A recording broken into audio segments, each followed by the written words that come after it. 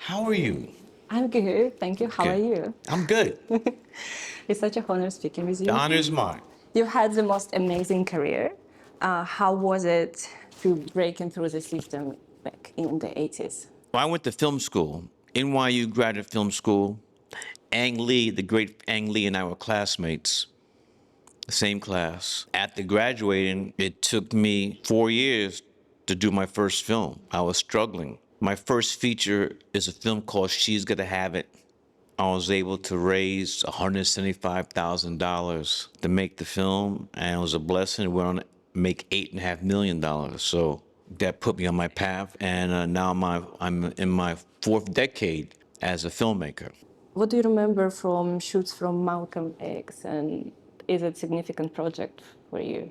One of the most memorable moments was coming here to film scenes in Egypt. The sequence I'm talking about when Malcolm came here to do Hajj. So we filmed Denzel in Cairo at the crack of dawn with the morning prayer, and the sun is coming up, and we see the Sphinx, the pyramids. Later, we had a scene where he's going down the Nile River, and then one of the most impactful moments of my life is when I came here and waited 2 weeks for the high Islamic court to get permission to bring a movie camera into the holy city of Mecca during Hajj. Since I was not a Muslim, we hired a Muslim crew. That's one of the high points of my life, coming here. And then we ended that journey in Johannesburg when apartheid was still in place. We had honor, the blessing, and the privilege to have the president, not the then president, but Mandela in the film, end the film. Historical. And the reason why I chose, reason why I wanted Nelson Mandela being in the film, because I had read that when he was locked up in Robben Island for 27 years, one of the things that kept him going, he kept rereading the autobiography of Malcolm X as told to Alex Haley. Can you share the same memories about Inside Man and He Got Game?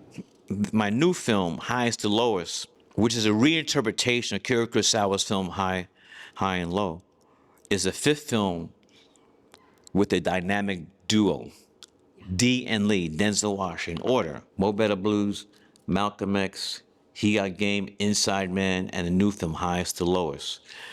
And it wasn't until we began to shoot that someone told me that Inside Man had been 18 years before. It did not seem no way that I think that it had been 18 years since I worked with Denzel, but it was the truth.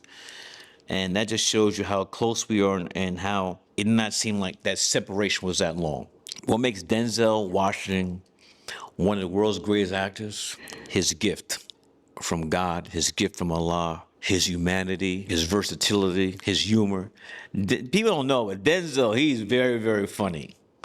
He's very, very funny. To encapsulate it, just his LOVE. Nowadays, young filmmakers, they film on smartphones and drones. Do you think it is changing something for the industry? This was not around when I was in film school. When I was in film school at NYU, graduate film school, the reason why young filmmakers went to film school is not necessarily get their degree, but to get access to the equipment. With the technology, with phones, if you have a phone and a laptop, you can make a movie. So this has really brought a democracy to filmmaking. Does it make it easier for aspiring filmmakers? Yes, because you have the tools and you could practice. You can learn by making shorts. That's not gonna bankrupt you.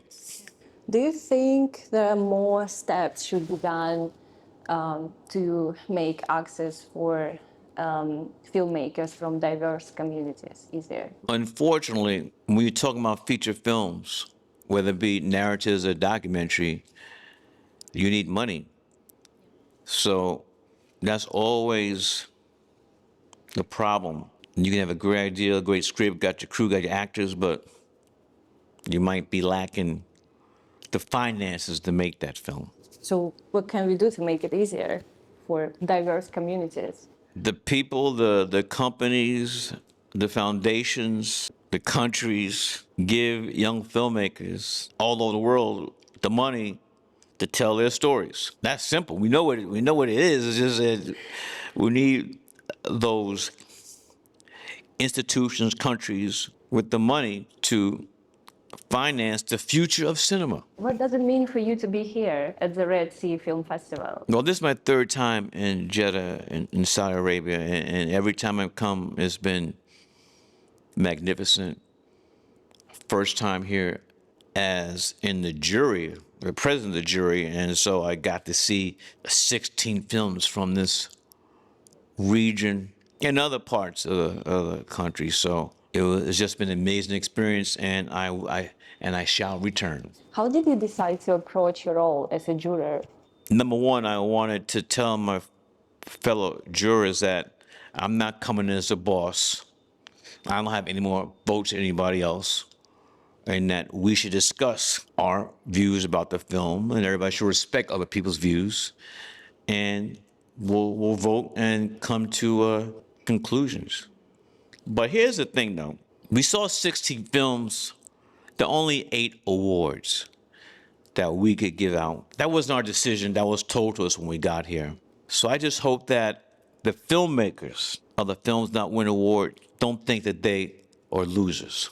Were there any particular storylines or themes you were looking forward to explore in this episode? I did not come with any predetermined, my mind is clear. I'm just gonna see the films and see how they impact me.